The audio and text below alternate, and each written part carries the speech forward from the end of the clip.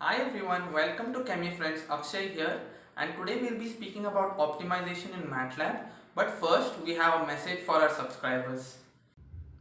Hi everyone, today I feel extremely happy and excited to announce that any guesses that we have crossed 100 subscribers and that too so soon. And considering that 100 people look like this, we honestly never expected that. Keep supporting us, keep appreciating us, and this is what drives us forward. A big thanks to all of you. First, let's take a look at some essential definition in order to conduct optimization. Any process can be represented by this block diagram, and you can see that there are three components that need to be specified to obtain the final output. Right? So there are decision variables represented by X, independent variable represented by D, and parameters P. So I have written down the definition of each one of these, but these are not exactly formal definitions, so don't quote me on these. These are basically done for your basic understanding of how to approach an optimization problem. So we have decision variables, and these basically are the conditions of the process that can be changed. So we will be interested in tweaking these values in our optimization problem such that we can get our final goal or final target of whatever our objective is. We'll come to that later. And next comes independent variable, which is represented by D, right? And these are already designed for the systems and cannot be changed. For example, we have reactor volume, which is already a given, heat exchanger area in case of a heat exchanger, and finally we also have parameters P, which includes specific heat capacities, thermal conductivities, etc. So this is an example when the process is a heat exchanger, and in this case, for example, if we are using steam, so we can specify the pressure of steam. If it's a saturated steam, we can specify the pressure of steam, and that will give the temperature of our steam. The independent variables are the heat exchanger area as well as what material we are using. So we might use graphite for tube or something else, right? And we have parameters. So one of the parameters are specific heat capacity so that we can do energy balances, right? And this gives a final state of the system represented by Z.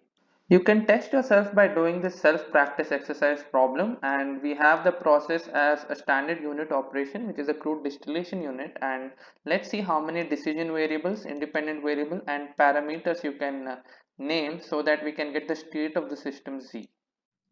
I hope you understood the variables necessary to define the state of a system, and now we are ready to take a first step towards optimization. So let's see what's an objective function. So the objective function provides a scalar quantitative measure that needs to be maximized or minimized. So for example, let's take minimization of cost of designing of a heat exchanger. So when it comes to the heat exchanger, we have two types of cost associated to the heat exchanger, which is fixed, and we also have the operation cost. So the fixed cost comes from the material of the heat exchanger, and however we are whatever material we will be using for the heat exchanger will directly entail on the fixed cost.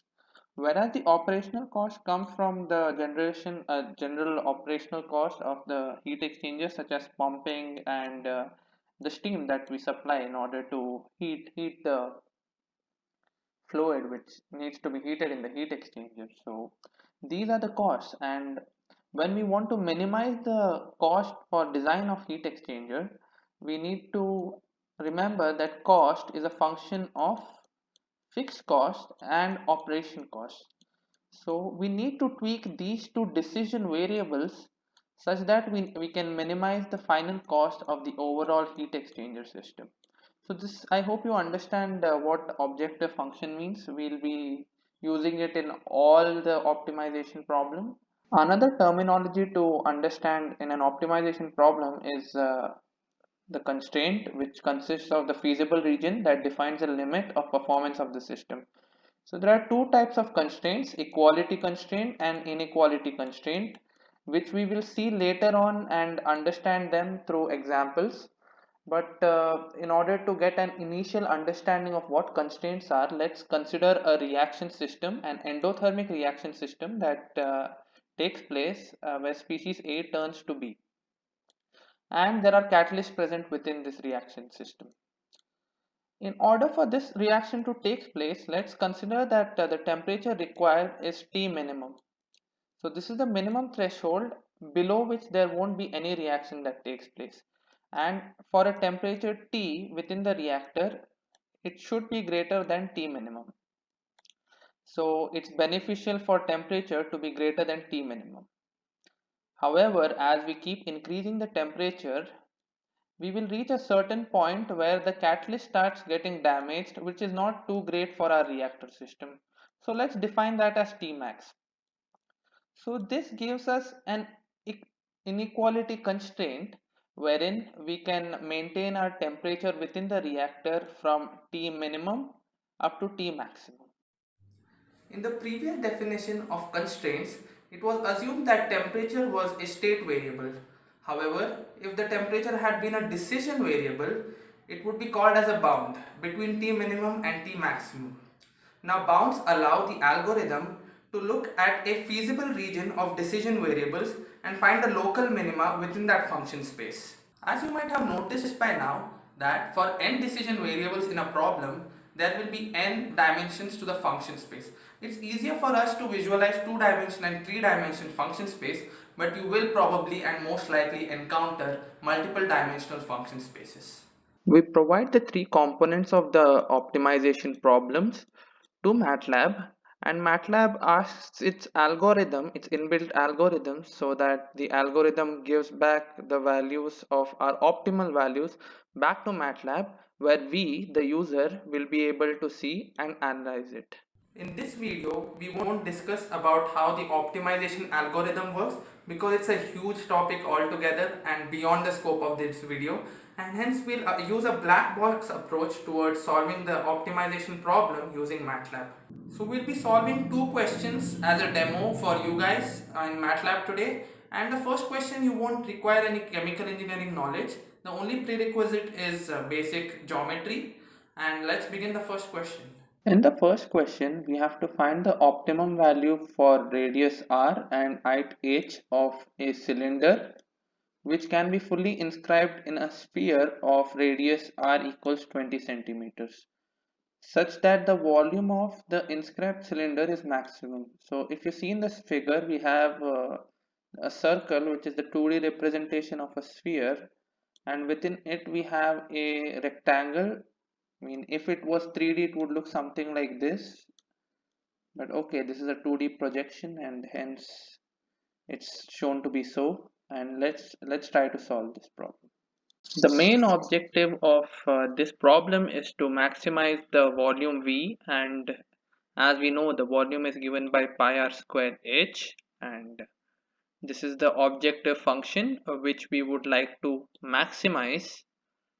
And moving on to constraints, now we need to know the relation between capital R, which is the radius of the sphere, and the height of the cylinder as well as the radius of the cylinder. So if you look at this figure over here, if we remember Pythagoras theorem, r square of the sphere is equal to the sum of r square of the cylinder plus h by 2 squared.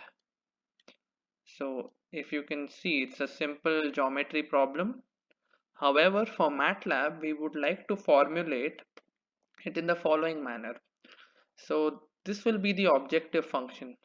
So in most of the algorithms in whichever programming language that I have seen, usually we use minimization of whatever the objective function is, and hence we will create another variable called iv, which will need to be minimized, where iv is equal to 1 over v, and we would need to minimize this particular term, Whereas for the constraints, this is a equality constraint, so we will have to write 0 on one side, and we'll have to write c equals 400 minus this term, and we would write it in the form of 400 minus x1 squared minus x2 squared by 4, where x1 is equal to the radius of the cylinder, and x2 is the height of the cylinder.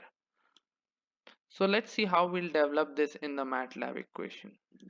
So we are in the MATLAB environment, and let's first make the M file for the objective function. So I'll click on new script, and we'll write function, and we'll call this function geom_opti, because this is a geometry problem and we want to optimize it, and it will be a function of x. So x will be an array consisting of x1 will consist of the r values, the radius values of the cylinder, and h will be the value of the height of the cylinder. So we have v equals pi r squared into h, right? And this will be the volume, but we have to minimize it, right? So we'll define iv as 1 over v and end this function, and of course we'll have to write the output of this function will be equal to iv. So iv will be geom_opti, and now before we start optimizing this objective function, we need to remember that there is an equality constraint in this question. So we need to write another function for the constraints. So we have function. So this will be, the output will be an array called c comma c equality, representing inequality constraints and equality constraints, equals, let's call it geom underscore constraints. All right, and this is also a function of x. So we need to remember that our inequality constraint is an empty vector. So this is how it's written, and the equality constraint will be 400 minus x1 squared minus x2 squared. Let's put this in bracket by 4, right? And this is our equality constraint, and let's write end here. So this function will give the output as the equality constraint, and we'll plug this into our global optimization toolbox. So let's save. So to initiate global optimization toolbox, we'll first write optim tool, and the box will open. So this is the environment of the global optimization toolbox, and you can see that we have many options for the solver here, and there are options for different algorithms to be used. So you need to make sure that you know which algorithm to use, otherwise I mean whatever algorithm you are using for your problem might not be the best in case you don't know how that works. So make sure you know how that works, and if you remember, our objective function was geom_opti, so we'll call that opti, right? And let's put a random start point 1 1. So 1 represents the start point of the radius, whereas the second one represents the start point for the height, and there are no linear inequalities or equalities as such specified for us, and no bounds are present either. And since we have a non-linear constraint function, we'll write geom underscore constraint, right? And we'll write start. So we can see the iterations are running, and we have obtained the maximum value for rather the minimum value for the inverse of volume, and we have two answers. So 17.49 for the radius and 19.386 for the height. So these are our optimum value, and we have solved question number 1. In the second question, we will be optimizing the parameters for a plug flow reactor whose mathematical model we have already discussed in the previous video. So do take a look at it right here, and let's begin the second question. We have already solved the question 2 in one of our previous videos, and you can see that it's an irreversible vapor phase cracking reaction of acetone to give ketene and methane. So A gives B and C, and it's carried out adiabatically in a plug flow reactor. We have been given the rate equation, and we have been given how the rate constant is a function of temperature. We have been given that the concentration is a function of the mole fraction of A and the temperature of the reactor. We have also been given the enthalpy of reaction and the specific heat capacities of each component, and it was suggested that in order to increase the conversion of acetone we can add feed nitrogen along with acetone. So the twist in the question is that we have been given an optimization problem, and we have been given certain bounds here.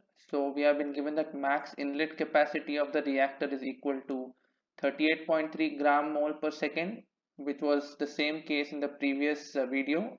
But here we have the inlet temperature can be varied between 1120 to 1150 Kelvin. So we need to find what's the best temperature, and we have been given an option to vary pressure between 1.6 to 5 atmosphere so that it can operate isobarically. And the question is to optimize the system such that the mole flow rate of methane, which is component C, species C, is maximized at the outlet of PFR. So we need to find the outlet flow rate. We need to find the conditions within the PFR system such that methane is maximized at the outlet of the PFR. For the plug flow reactor, we have already derived four ordinary differential equations with their initial values, and it's important to understand why these equations are so. Before we begin, we also need to remember what our decision variables are. Our decision variables are the pressure, the inlet flow rate of acetone, and of course the temperature at which the inlet of the gases that enter the plug flow reactor is at. This is the objective function. As the question suggests, we need to maximize the flow rate of methane, which is species C, and we also need to remember that our algorithm minimizes the scalar value, and hence we need to find the minimum of inverse of 1 by fc, which indirectly gives us the maximum of fc. And we have also been given bounds in the question. So temperature of the inlet gases can range from 1120 to 1150 Kelvin as given in the question, and the plug flow reactor is maintained at isobaric conditions between 1.5 atmosphere and 5 atmosphere, whereas the flow rate can of acetone can range between 0 and 38.3, and the total 38.3 at the inlet flow rate will be the sum of nitrogen plus acetone. So we need to see how we need to tweak these decision variables such that we obtain the maximum of the flow rate of species C. So for the sake of our code, we'll define x1, x2 and x3 as the flow rate of A, pressure and temperature of the inlet. We have already defined the differential equation in our previous PFR mathematical modeling video, and you can check that out once again if you don't remember this. And you can see that we have a matrix which represents the differential equations with respect to the parameters that change with respect to volume in the reactor. And let's revisit question number 1 and make small changes to this MATLAB file so that we can optimize our flow rate of A, temperature as well as pressure. So let's call this function. This needs to be our function so that it's the objective function of our problem. So we have, let's first write function and call it opti-pfr, which is a function of x. So we know that x vector consists of x1 equals flow rate. So let's first make changes to the flow rate of A. So the initial value will be x1, and the nitrogen flow rate is the second is present in the second indices of the vector pf, and we need to write it as 38.3 minus x1, because if you remember that the inlet flow rate, uh, the total inlet flow rate is 38.3, and we can supply some amount of nitrogen in order to increase conversion. So nitrogen plus acetone will be equal to 38.3, and we need to vary the pressure. So we'll write x2 into 101 point, let's just write 101. So we're just multiplying x1 into 101 because we want to convert from bar to kilopascal, and the next thing to do is change the initial value of temperature.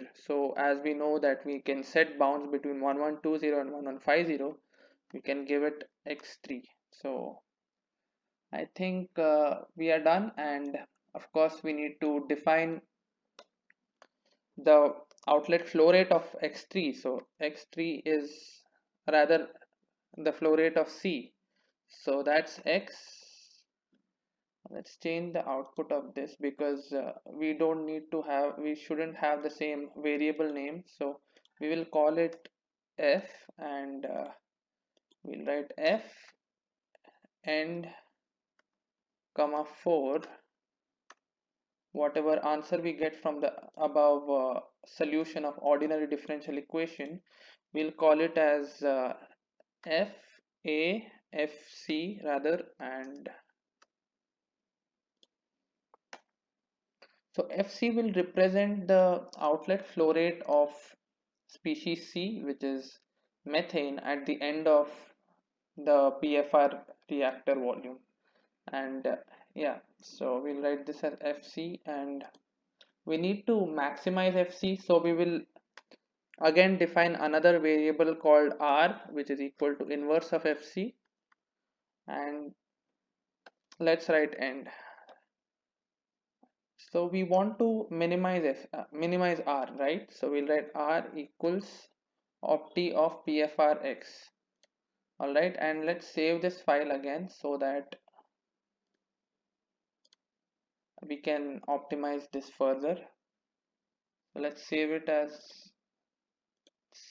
again, and remember that your file should have the same name as the function names.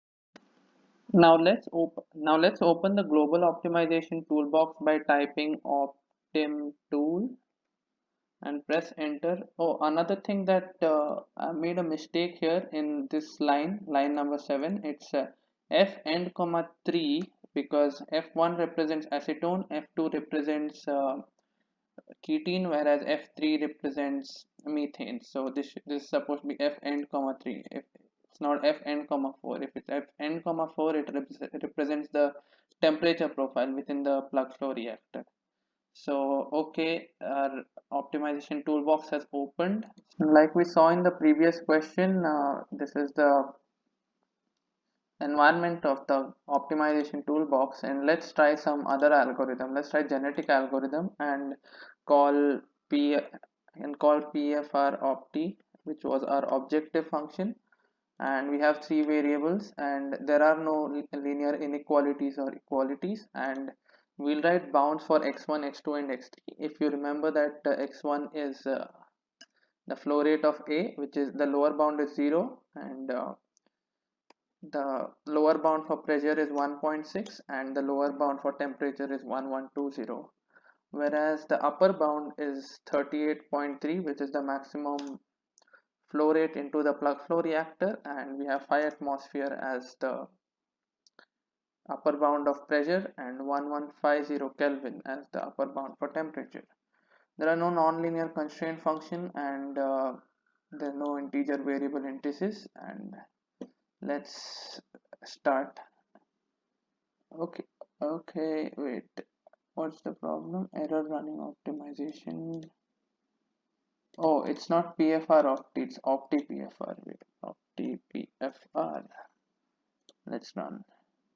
Okay, so you can see the iterations are running, and we finally receive our maximum, the points at which the flow rate at the exit of plug flow reactor is maximum. You can notice that each of the variables are at their maximum. So we require 38.3 mole per second of flow rate of acetone. It might not necessarily be the best option, because of course when we add nitrogen, the conversion will be much more than when there is no nitrogen being involved in the plug flow reactor, as we saw in the previous video. But since our objective function was to maximize the mass flow rate of methane, so we are obtaining 38.3 as the flow rate, and high pressure will yield high conversion, and of course there is no question on why the temperature is at its maximum. So this is the solution of the second question, and yeah. The solution of the optimal values of the plug flow reactor system which we just saw might seem a bit contrived, but then again I wanted you guys to take a look at something that you're already familiar with. I hope you guys understood how to optimize mathematical models on MATLAB, and do check out our other videos. Consider subscribing to our channel if you like our content. Thank you. Bye.